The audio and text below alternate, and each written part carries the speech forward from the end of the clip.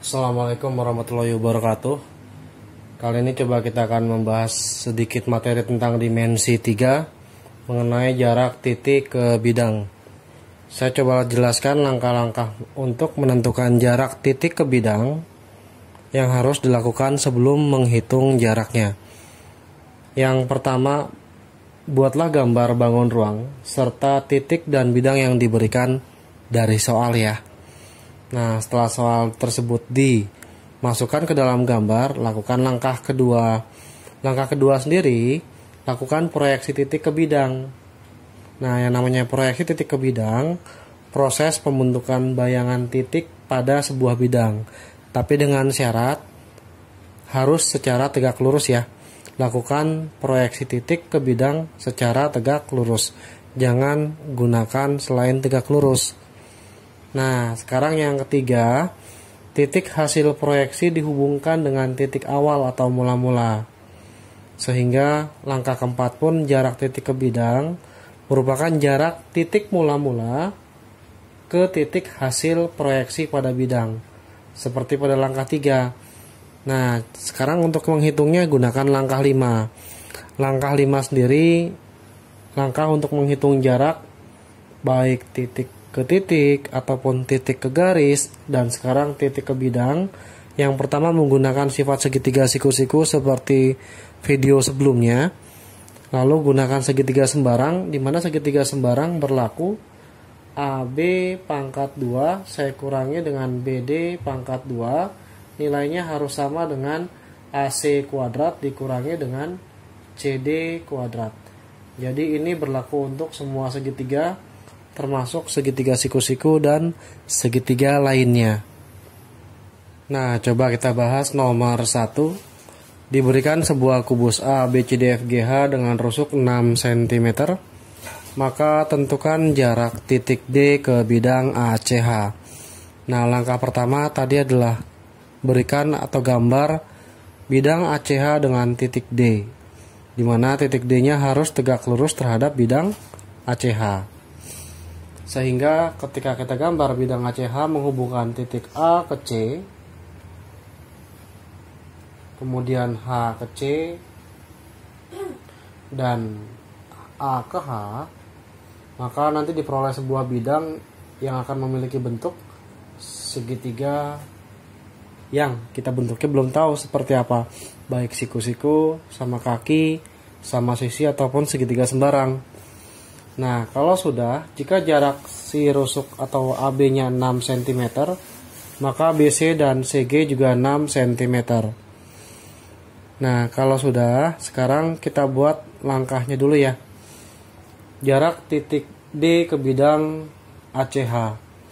Kita tarik titik D ke salah satu titik dari bidang ACH, yaitu titik D ke titik H. Kemudian dari titik H tarik tegak lurus terhadap garis AC. Nah, kemudian titik D tersebut kita hubungkan ke titik tegak lurus H. Akan membentuk titik baru, kita misalkan titik M. Nah, sebenarnya kalau dari gambar sudah terlihat ya, bahwa segitiga yang diperoleh adalah segitiga D, kemudian H, lalu M. Nah, pas kebetulan segitiganya adalah siku-siku. Alasannya kenapa? Karena sisi DH dia tegak lurus dengan sisi atau garis rusuk DC. Nah, karena DM dan DC satu bidang atau sebidang, maka garis DM tegak lurus terhadap DH. Maka otomatis untuk mencari jarak titik D ke bidang ACH bisa menggunakan sifat segitiga siku-siku. Nah, kita tarik tegak lurus terhadap HM. Nah, terhadap HM ini kita lakukan karena garis HM dia mewakili yang namanya bidang ACH. Nah, kita buat cari DH dulu ya. Karena DH-nya adalah sisi atau rusuk, besarnya 6. Panjang DM-nya sendiri adalah setengah dari panjang DB, setengah dari rusuk akar 2, dimana rusuknya 6 dikali akar 2 diperoleh 3 akar 2. Nah kemudian panjang HM kita bisa lakukan Pitagoras karena siku-siku di D. Seperti DM tegak lurus dengan DH, maka siku-siku di D. Nanti diperoleh HM, Pitagorasnya adalah akar dari DH kuadrat ditambah sama DM kuadrat. Maka DH-nya saat kita masukkan sebesar 6 kuadrat ditambah DM-nya sudah ada sebesar 3 akar 2 kuadrat.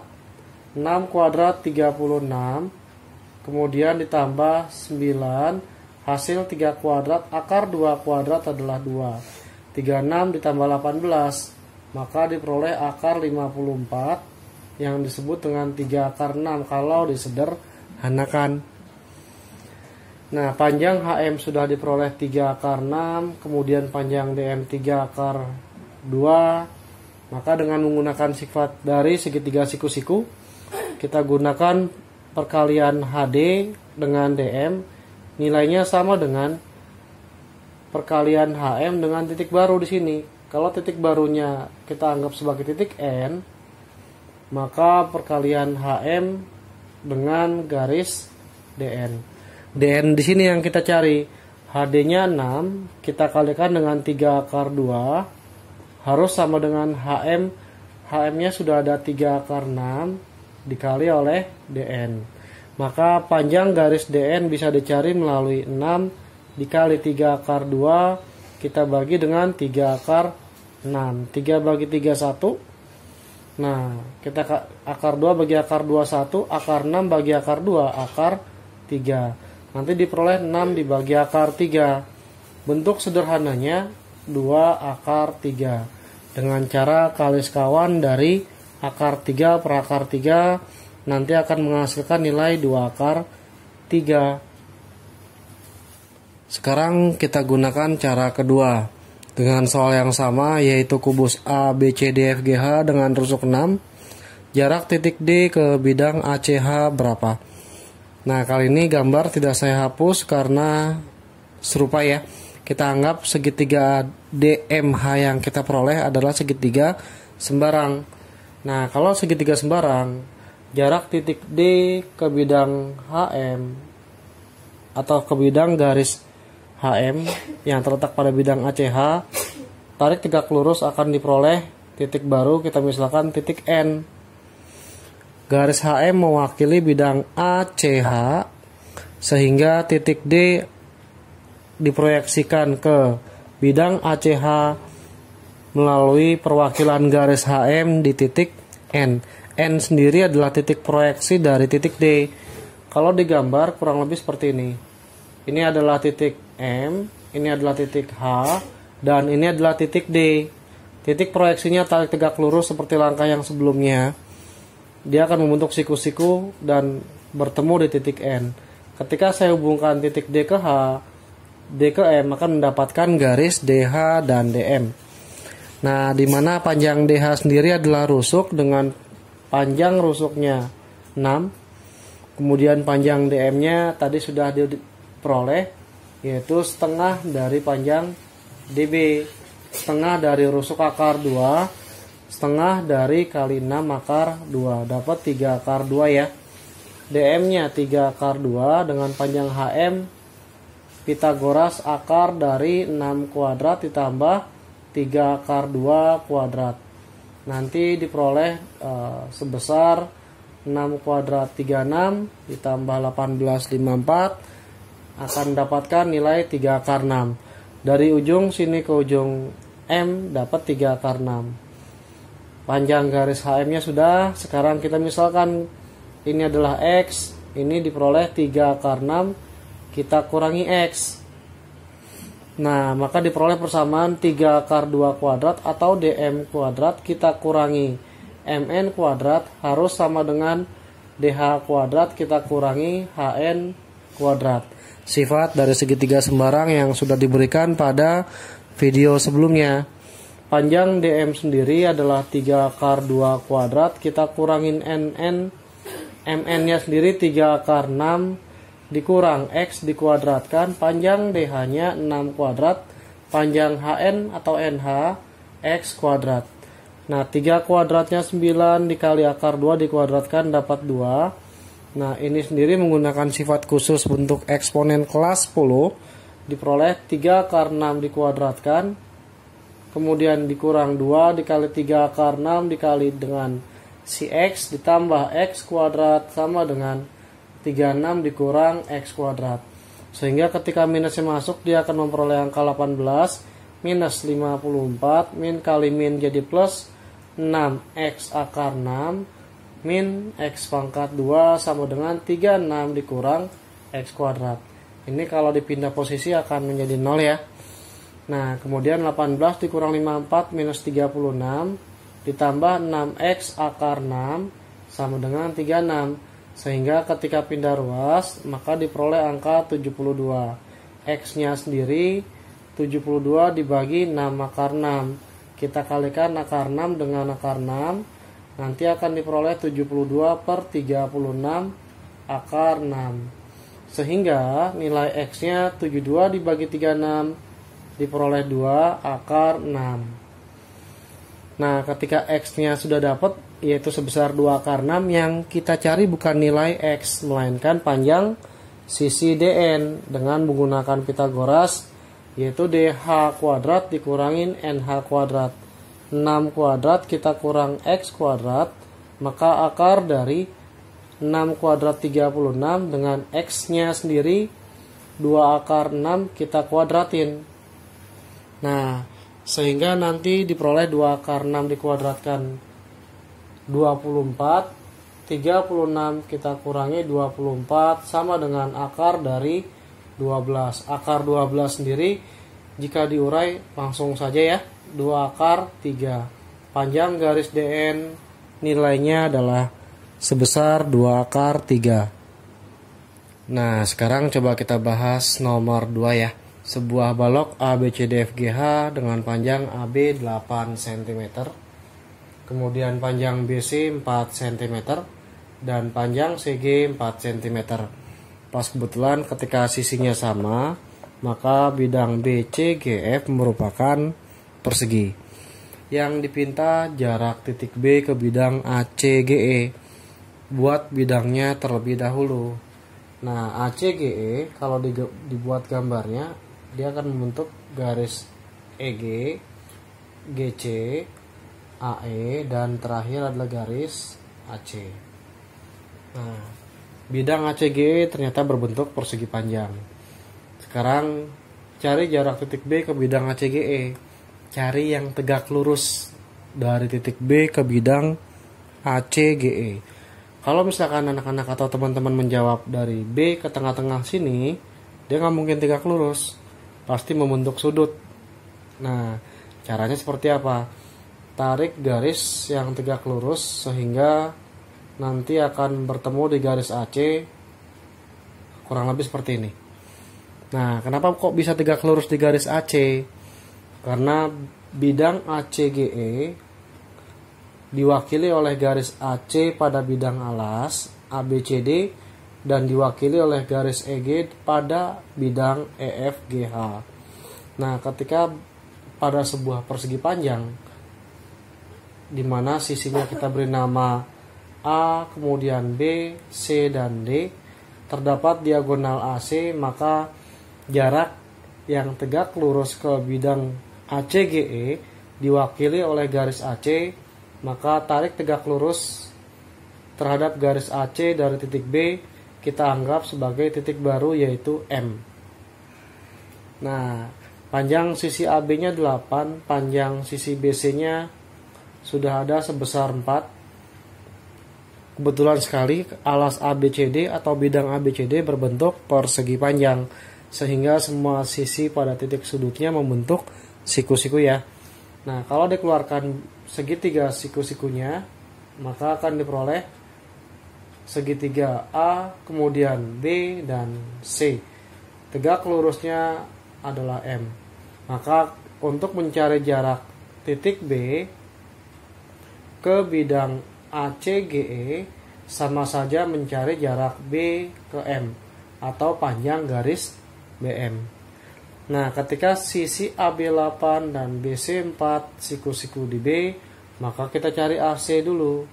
Akar dari AB pangkat 2 ditambah BC pangkat 2. AB-nya 8, kemudian BC-nya 4, lalu kita akarin dengan menggunakan Pitagoras.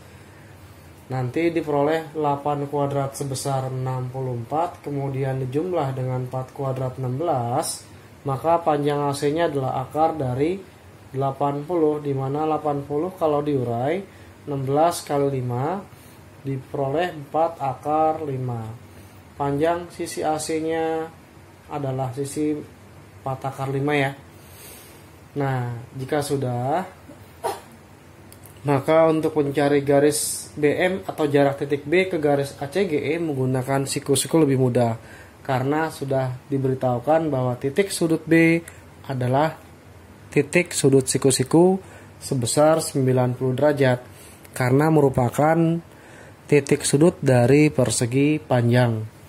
Nah, kalau sudah, sekarang kita cari ya jaraknya dengan menggunakan sifat siku-siku, yaitu AB kita kalikan dengan BC, nilainya sama dengan AC kita kalikan dengan BM. Panjang AB-nya 8 kita kalikan dengan 4, AC-nya 4 akar 5 dikali oleh BM. Sehingga panjang BM 8 dikali 4 kita bagi dengan 4 akar 5 di bawah.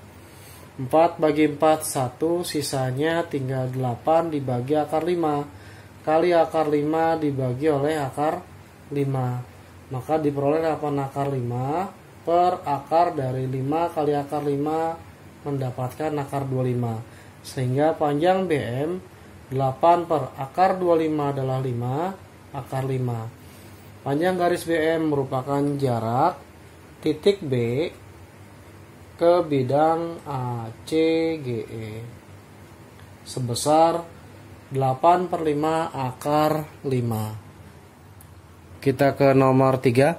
Sebuah limas segi 4 beraturan TABCD dengan rusuk AB 8 cm dan panjang rusuk tegak 12 cm. Titik P pusat dari alas limas, maka jarak titik P ke bidang TBC adalah. Nah, sekarang pahami dulu ya. Kalau segi 4 beraturan, limasnya adalah TABCD. Ingat, limas segi 4 beraturan semua rusuknya sama panjang. Sehingga kalau AB 8, maka panjang sisi BC juga 8. Nah, kalau panjang rusuk tegaknya 12, rusuk tegak itu yang menghubungkan titik pada pusat di atas menuju titik sudut masing-masing alas. Sehingga yang namanya panjang rusuk tegak dinamakan dengan garis TA ataupun TB ataupun TC ataupun TD sebesar 12 cm. Itu ya, selalu panjang rusuk tegak itu garis yang menghubungkan titik sudut pada alas terhadap titik di ujung yang tertinggi. Nah, sehingga kita letakkan diketahui yang pertama, titik P-nya pusat alas limas. Kalau saya gambar, alas limasnya tepat di sini. Oke. Lalu kita cari bidang TBC. Bidang TBC ini kita wakili dengan garis T ke M. Kita misalkan. Ini kita hapus dulu ya. Kita beri titik M di sini. Dimana titik P-nya di sini, ini tegak lurus ya. Nah, sehingga kalau dikeluarkan maka akan membentuk yang namanya segitiga siku-siku tepat di P, lalu di sini M dan T. Kalau tegaknya adalah 12 dengan panjang rusuknya 8, masing-masing ketika dibagi 2 adalah 4, maka panjang TM sendiri dengan menggunakan Pitagoras akar dari TC kuadrat dikurangi CM kuadrat. Maka akan diperoleh akar dari 12 kuadrat kita kurangi dengan 4 kuadrat. Hasilnya 144 kita kurangi dengan 16 akan mendapatkan akar dari 128. Nah, akar 128 di sini merupakan perkalian dari 64 kita kalikan dengan 2, yaitu 8 akar 2 sebagai panjang sisi TM di sini. Dengan panjang PM itu, kalau saya tarik tegak lurus terhadap BC dan tegak lurus terhadap sisi AD, maka garis PM itu setengahnya dari AB. Dengan panjang AB-nya 8, maka dapat 4. Kemudian panjang dari TP kita gunakan Pitagoras dengan akar dari TM kuadrat kita kurangi dengan MP kuadrat. Akar dari 8 akar 2 kita kuadratin dikurangi lagi 16. Hasil dari MP-nya 4 kuadrat. Akar dari 8 akar 2 128 kita kurangi dengan 16 diperoleh akar dari 112, nanti dapat 4 akar 7. Nah, kalau sudah, nanti kita cari jaraknya. Jarak titik P ke bidang TBC diwakili oleh TM, kita tarik tegak lurus. Kita anggap titik baru lagi di sini TN. PN nggak tahu, MN juga nggak tahu, yang kita cari adalah panjang sisi PN.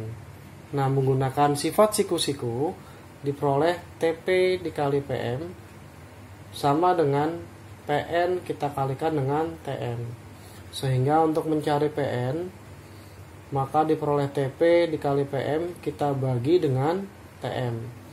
Dimana TP-nya 4 akar 7 kita kalikan PM-nya 4, kita bagi dengan 8 akar 2, maka 8 dengan 4 kita bagi 4, 1 dan 2, kita kalikan akar 2 per akar 2. Ini kita batasi dulu supaya tidak mengganggu. Nanti diperoleh 4 akar 7, kita kalikan akar 2 dari sisi yang kanan, saya bagi oleh sisanya tinggal 2, hasil bagi 8 dengan 4. Nah, akar 2 kali akar 2 adalah akar 4, yaitu sebesar 2. Nah, 2 kali 2, 4 hasil perkalian bawah, lalu dibagikan dengan atas, hasilnya 1. Tinggal akar 7 dikali akar 2, menghasilkan akar 14. Maka jarak titik P ke bidang TBC, lebih tepatnya adalah panjang PN, di mana titik N adalah proyeksi titik P pada garis TM. Garis TM sendiri mewakili bidang TBC. Oke, itu nomor 3 dengan menghasilkan akar 14 jarak titik P ke bidang TBC.